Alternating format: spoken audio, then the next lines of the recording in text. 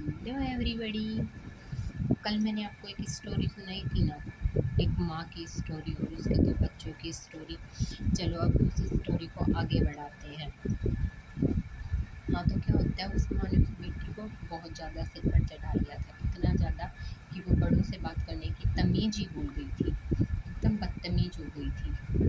उसे लगता था कि वो सबसे बड़ी है, उसके जैसे उसके बराबर तो इस दुनिया में कोई है ही नहीं। हर किसी से बदतमीजी से बात करने लग गई थी, किसी को कुछ समझती ही नहीं थी और अपने भाई से तो इतना बुरा बिहेव करने लग गई थी। हर बात पर कह देती थी, तू मेरा भाई नहीं है, तू मेरा भाई नहीं है। बताओ, कोई किसी बहन को ऐसा बोलना चाहिए कि अपने भाई को। और आपको सबसे बड़ी बात बताऊं, वो लड़का इतना सीधा था, वो किसी को कुछ नहीं कहता था। उसकी बहन उससे छोटी थी, फिर भी उसने अपनी बहन को कभी नहीं डांटा, कभी उस पर गुस्सा नहीं किया। ना उसने कभी अपनी माँ से कुछ कहा, ना अपने पापा से कुछ कहा। उसने कभी कोई आवाज़ ही नहीं निकाली अपने मुँह से, उसने कुछ नहीं कहा। जो भी हुआ बस वो चुपचाप देखता रहा, सब कुछ सहन करता रहा। उसके साथ उस घर में इतना बुरा बिहेव होता रहा, बट उसने कभी आवाज़ भी नहीं निकाली। ऐसा भी कोई बेटा होता है क्या? हाँ, होता है। सच में ऐसा बेटा होता है, जिसके साथ चाहे कुछ भी गलत होता रहे, वो चुपचाप सहन करता रहता है। कोई इतना सहनशील कैसे हो सकता है? अफ़सोस होता है ना सुनकर भी।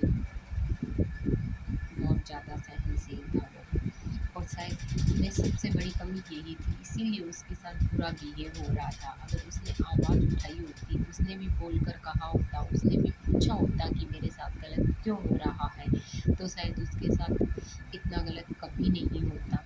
हो सकता है उसे उस लड़की जितना तो सब कुछ नहीं मिलता, पर कुछ तो मिलता, कुछ तो उसका भी होता, कुछ तो उसके पास भी होता। कभी भी हमें इतना वीक भी नहीं बनना चाहिए, सब कुछ चुपचाप भी नहीं सहन करना चाहिए, हमें आवाज़ उठानी चाहिए। सही क्या गलत क्या, हमें उसमें फ़र्क जानना चाहिए। अगर हमारे साथ गलत हो रहा है ना, तो हमें चुपचाप नहीं बैठना चाहिए। गलत करने वाला जितना बड़ा दोषी है ना, उतना ही बड़ा दोषी उसे सहन करने वाला भी है। उसने सब कुछ सहन करके बहुत बड़ी गलती की। हाँ, मैं मानती हूँ मम्मी पापा के सामने नहीं बोलना चाहिए, बट अगर मम्मी पापा ही हमारे साथ गलत कर रहे हैं, उस टाइम तो हमें बोलना चाहिए ना। अपने हक के लिए तो आवाज़ उठानी चाहिए ना। अगर हम ऐसे ही चुपचाप बैठे रहेंगे तो हमारे साथ गलत ही होता रहेगा। जो कमज़ोर होता है ना, लोग अक्सर उसे ही दबाते हैं।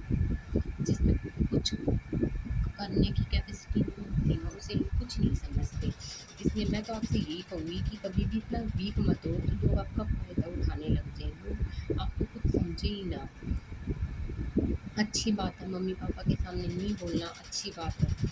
दूसरों को रिस्पेक्ट देना अच्छी बात है। बट जब खुद के साथ गलत हो रहा है तो क्यों चुप रहना? ठीक है, अभी 1-2 बार सहन कर ले, 5-10 बार सहन कर ले। बट अगर लगातार ही गलत हो रहा है तो कभी तो इंसान को आवाज़ उठानी चाहिए ना। फिर कब तक उस गलत को सहन करते रहोगे? सीखो, बोलो, उठो, जागो। चुप रहने वाले को कोई नहीं पूछता। जो कुछ करके दिखाता है ना, उसी की आज के टाइम में कीमत है, वरना कोई आपको नहीं पूछेगा। अब देख लो, उस लड़की को सब कुछ मिल रहा था और यहाँ तक कि वो अपनी माँ मम्मी के भी सामने बोलती थी, अपनी मम्मी को भी कुछ नहीं समझती थी, वो उसे भी डांटा करती थी, फिर भी सब कुछ उसे ही मिल रहा था। तो ज़्यादा चुप रहना भी अच्छी बात नहीं है, कभी कभी बोलना भी पड़ता है। जब मम्मी आपके साथ गलत कर रही है तो चुपचाप क्यों सहना? मैं मानती हूँ मम्मी पापा हमसे बड़े हैं, वो हमारा भला ही चाहेंगे, बट कभी कभी क्या होता है कि एक मम्मी जो होती है ना, वो अपने बच्चों में भेदभाव करने लग जाती है, जैसा कि मैंने आपको बताया। तो जब मम्मी ही माँ ही अपने बच्चे की नहीं हुई, तो बच्चे को माँ का क्यों होना? माँ को भी तो कुछ सोचना चाहिए ना कि वो भी तो मेरा बेटा है। और अगर अगला गलती कर रहा है, हम उसे एहसास ही नहीं दिलाएंगे उसकी गलती का, तो वो तो हमारे साथ गलत करता ही रहेगा, करता ही करेगा।